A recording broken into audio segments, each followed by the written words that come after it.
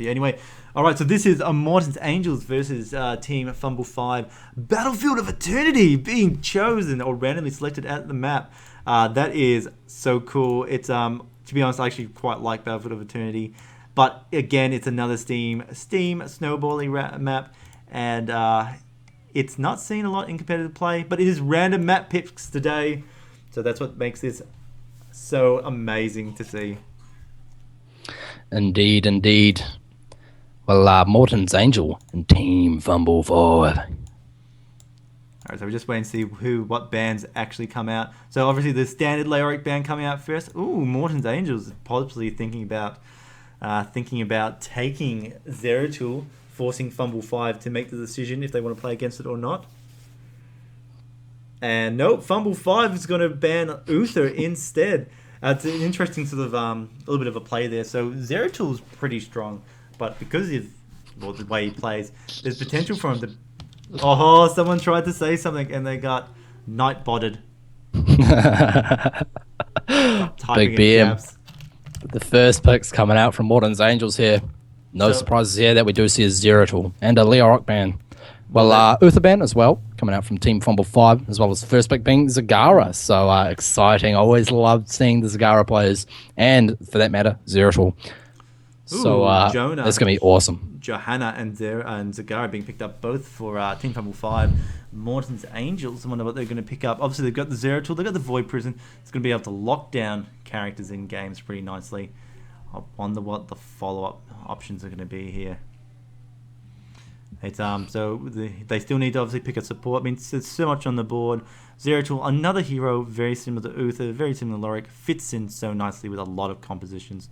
In Battlefield of Eternity, however, it is a team fight heavy map. Essentially, from the word go, you're almost team fighting. It's only 2 lanes. Not a lot of options for roaming between top and lane to do ganking, unless you get caught out.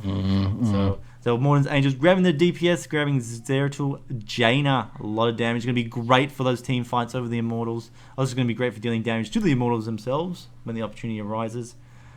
And from this, we should probably see them. They want to. I would dare say they want to secure their support now. Yeah. Well, it's hard when you're left with other supports, especially. You don't want to be left with a support that really doesn't fit your team comp.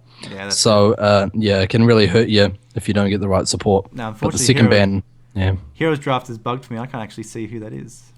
There hasn't been a ban yet, I believe. If you look at Morton's Angels, there should be 3 characters selected. Yeah, okay. Yeah, you're right. Only one. That's it, there's only 2. 2, yeah. So I'll just refresh it.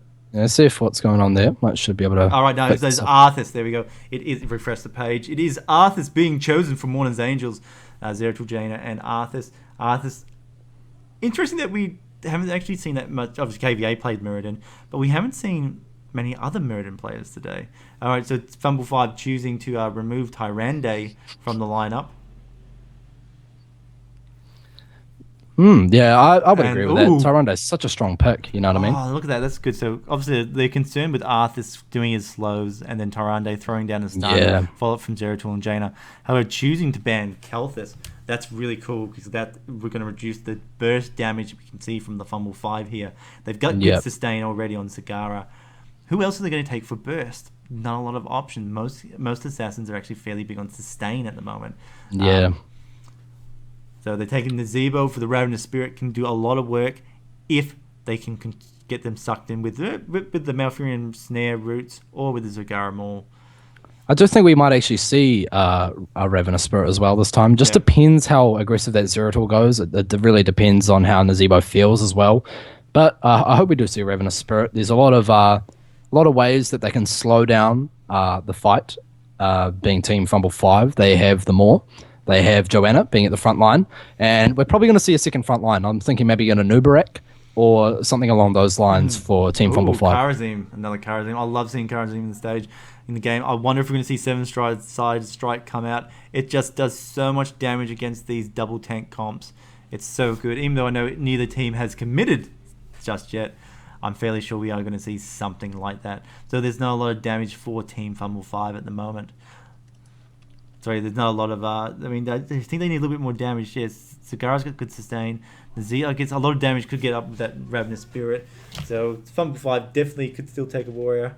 But I mean, that Morton's Angels, that looks like a pretty good lineup. And Morton makes a appearance.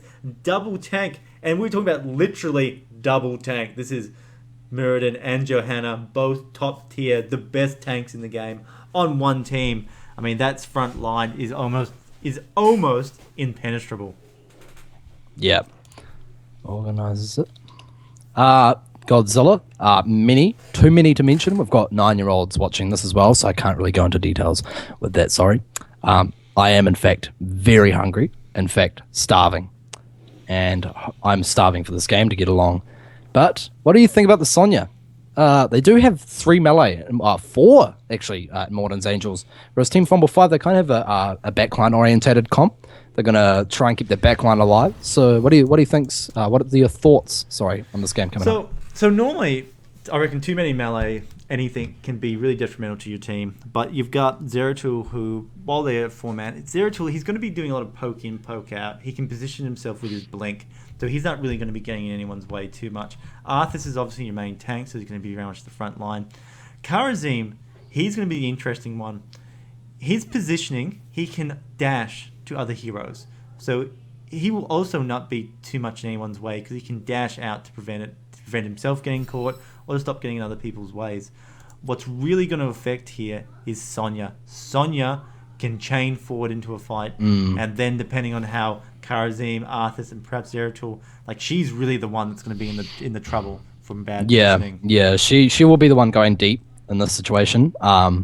The VP is going to come out, and I do think it'll be on the Nazeebo or the Zagara. They're probably going to be aiming one of those two, depending if Mafurian pops their ultimate. Yeah, they might opt to actually VP the Mouth ultimate. Yeah, but I do agree with you. I do think Sonya will kind of be playing how we saw her the other game. The team would initiate, should go around the side, and should really wait for an opening, and should have a full rage built up, so she could just dump on a very, very small health character.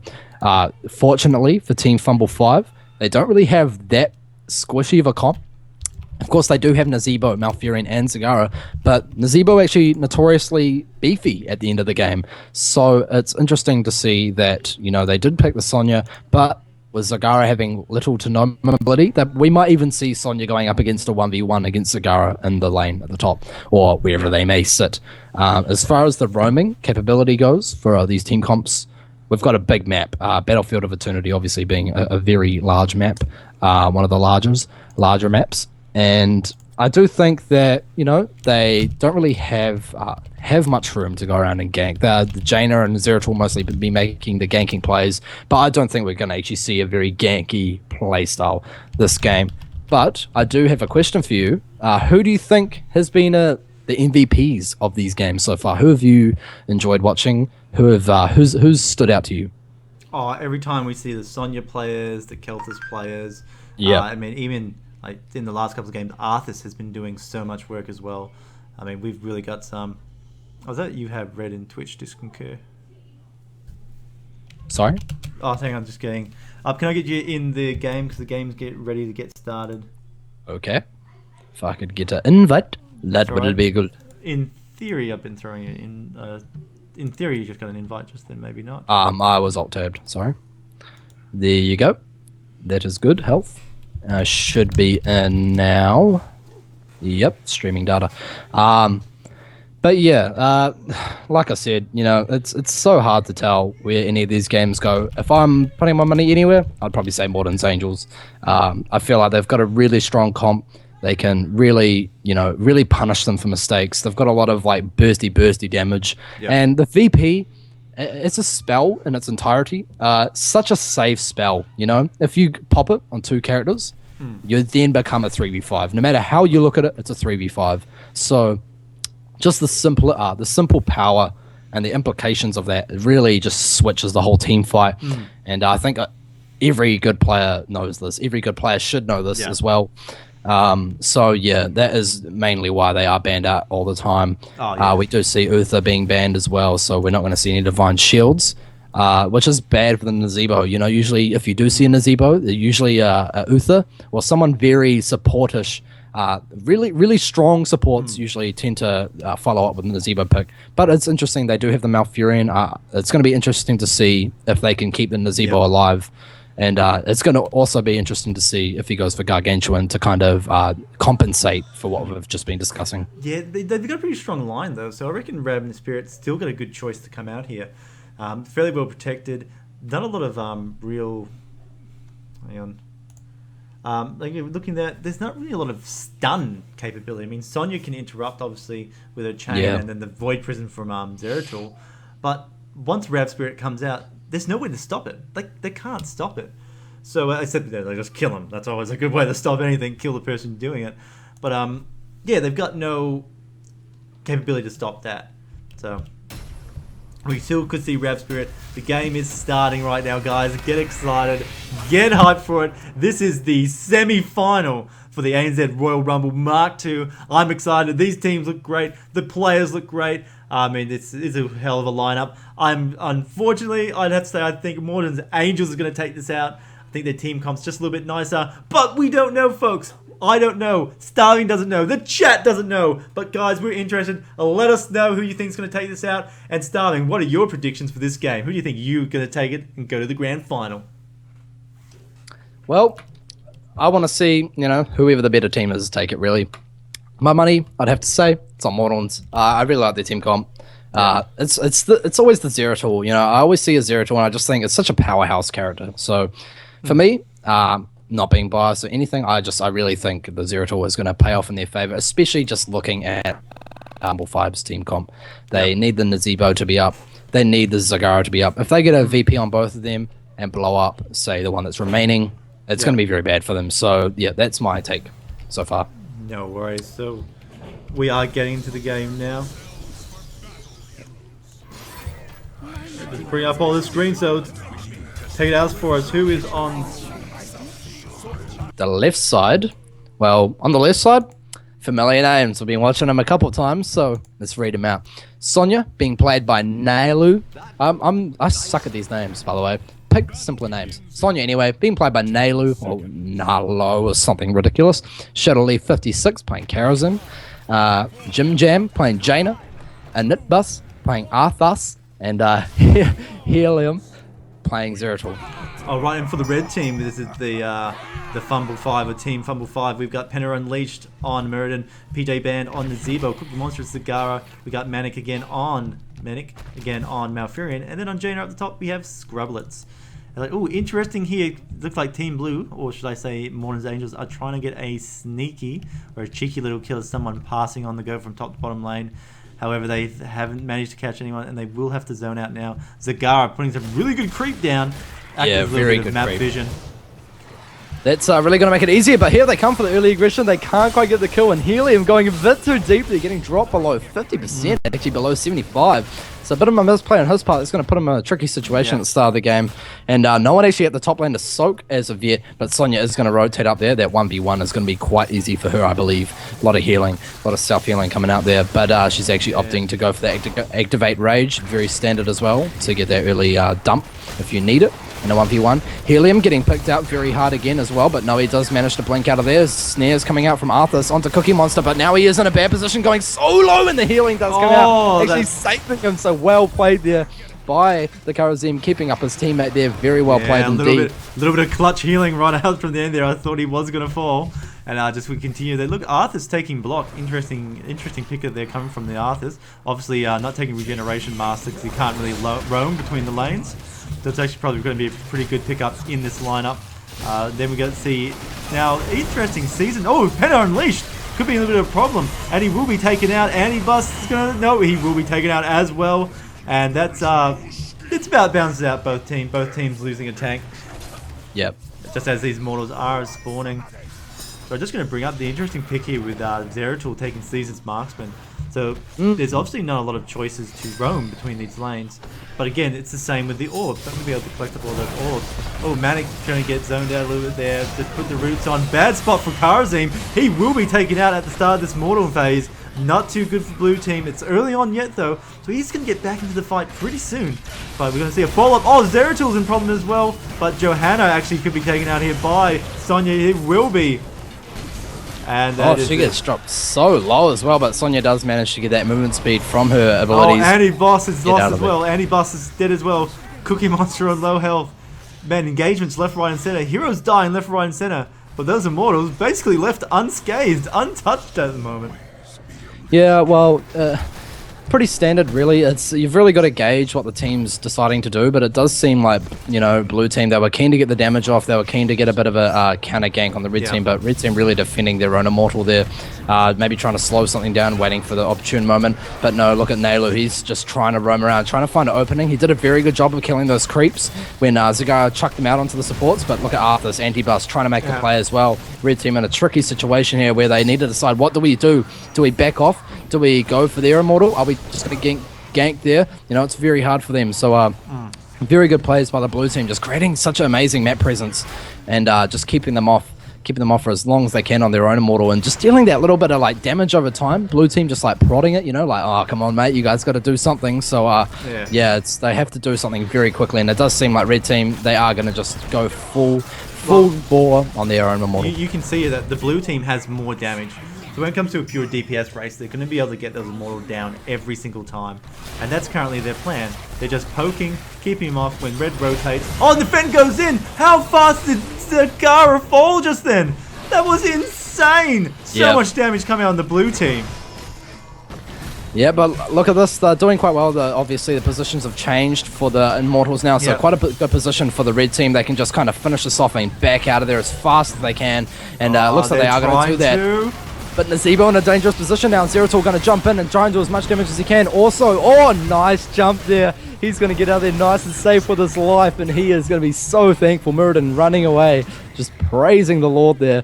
But no, the red Immortal is going to be reaping havoc onto the top lane. He is going to be pushing, and how is the blue team going to respond?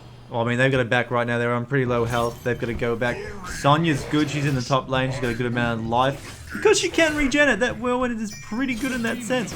But look at this, Penta Unleashed is going to come under, and he can just stun her. And it's not right now, it's not about killing her, it's about just stopping her ability to damage that Immortal. And she's done that, and they've done that fantastically. Jaina getting condemned into the roots. That's a bad spot. We're going to see her fall from this. And now we're going to see some massive picks up here. Not enough damage at the top lane to really deal with that Immortal right now. Oh, look at the Helium's chasing Scrublets. But they will turn around and blue will finish off the Immortal eventually, rotating to the top to deal with it. Yeah, well, I think there was a bit of a misplay on Jaina's behalf. She did actually dodge the root. Don't know if you saw that, but she dodged the root. And then she actually just stuck around for a bit too long. Got caught on the edge of it, and it did result in her death, actually. Well, that was the amazing thing there. It was not a planned event, but the Condemn came out from Johanna, and it actually pulled Jaina into the edge of that snare, into the edge of that root. And it was just luck, blind luck. But, I mean, it paid off for the red team, and it was detrimental to the blue team.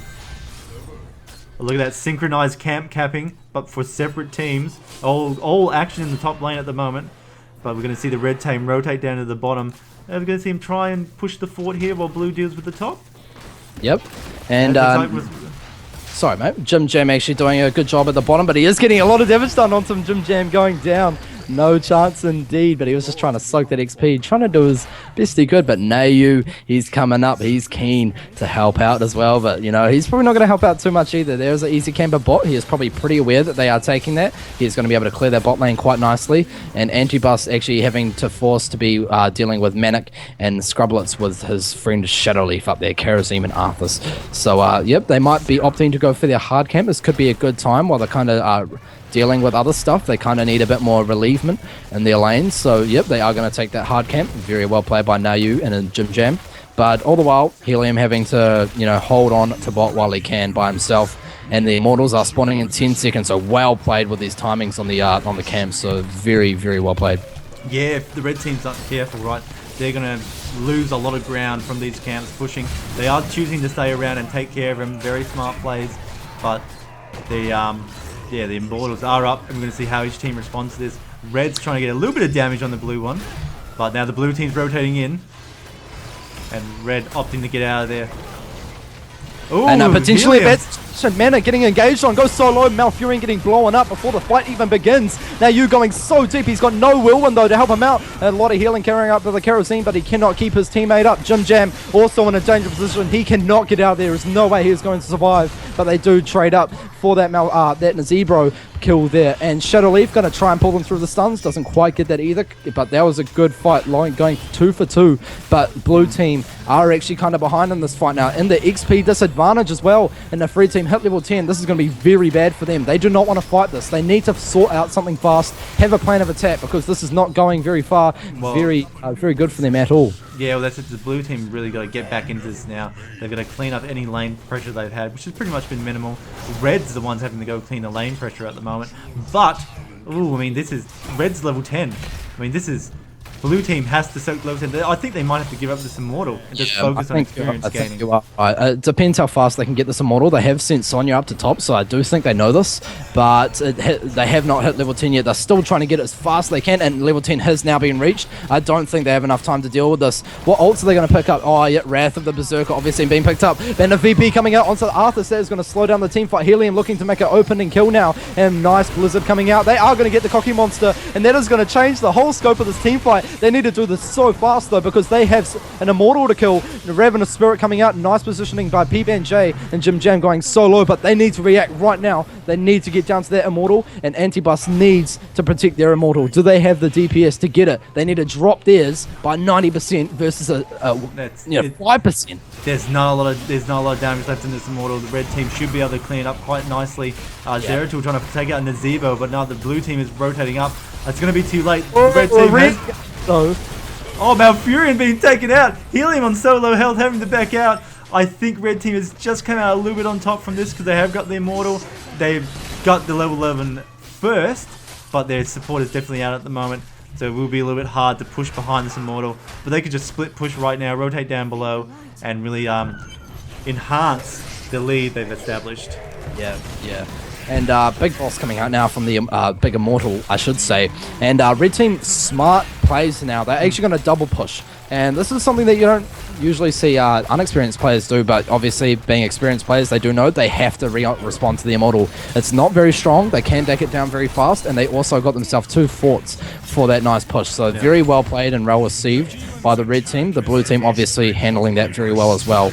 But not much they could do there in losing both those forts. It was just kind of had to happen there.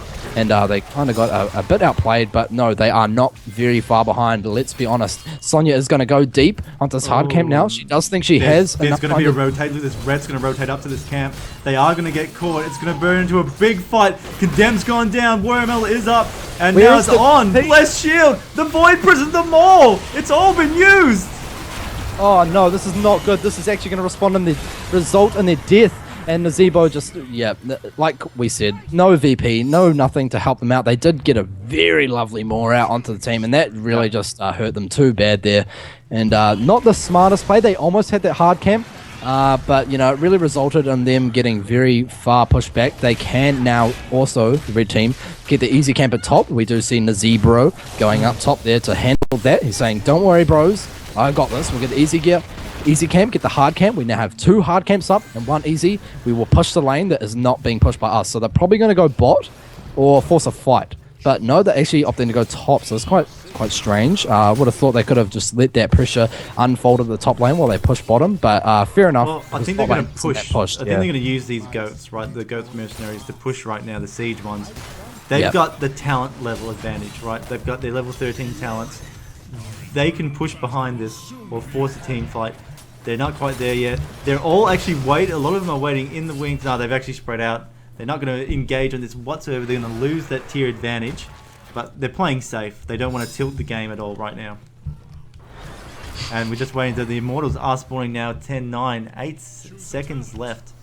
I'm going to see how each team responds to this. We've seen Blue been acting as more of a defensive game. As opposed to red. They're not really doing much in terms of keen to getting their own Immortal. But look at this. Nayu's getting dropped so low. He has dropped Wrath, so his CC is going to be reduced. Look at that nice spear coming out onto the Malfurion. Going to drop him so fast. No healing going to be coming out from that mouth. So if they want to fight, this is a perfect time. They need to get that Immortal though. Nice VP coming out as well. It's going to delay a lot of a lot of credibility for the blue team now. But look at this. They're just forcing a fight. More's been used. Everything's been used. I do feel like this is a misplay. They've dropped even a Ravenous Spirit. And look at this. They're going forward. Blue team going way too deep now. This is a bit scary for them. And the Ravenous Spirit's just been unloading this whole time. Nazebo is even just trying to get in there as well. But oh my lord, I really think they misplayed that. They could have just backed off. They did come out on top. You know, they didn't need to fight that. Too aggressive. I mean, when they did a good job. They got a lot of damage out.